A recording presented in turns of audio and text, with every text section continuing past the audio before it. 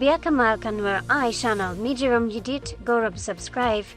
Kami Jiram Tatanun Gorab notification veil Vijala Bako Yum Chinador Avlut Beamalajiking Pet. Boa Biata Kamal.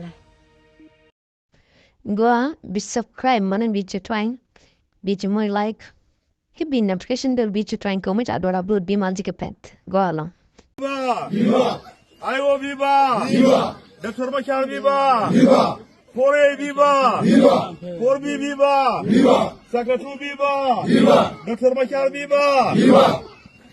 Abakir Rai balat Rai matot ku far ngai jen ne ware de ka ya da long le chiu ne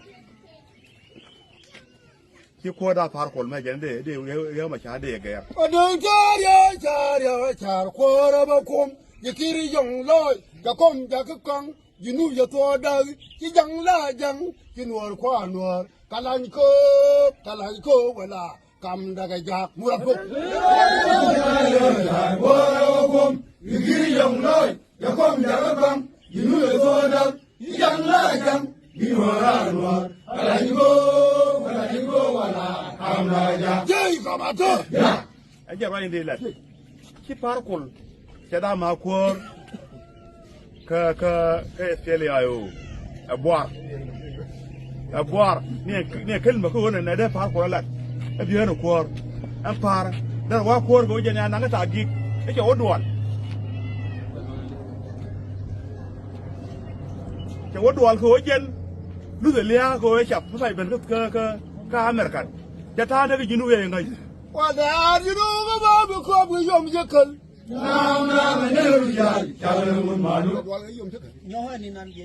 จังลิ้วป่าในชาลัดเอาวซีร์เนี่ยพอดกลางชาลัดยังเบี่ยงกันนะจังเลยจะได้มาอุปถัมภ์มาชาไอ้เจ้าวุฒิไม่ดัดตัวที่พาร์คลจะได้ว่าเย็นเวลานั่งก็ตากิกมันจะเราละนู่นน่ะเบื่อแกระยาทุกตาบอกแต่แกดี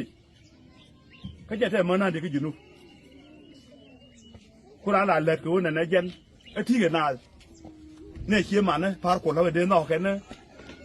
พาร์ได้ใจแบบว่าหุ่นยาเยอะมาชาร์จแบบ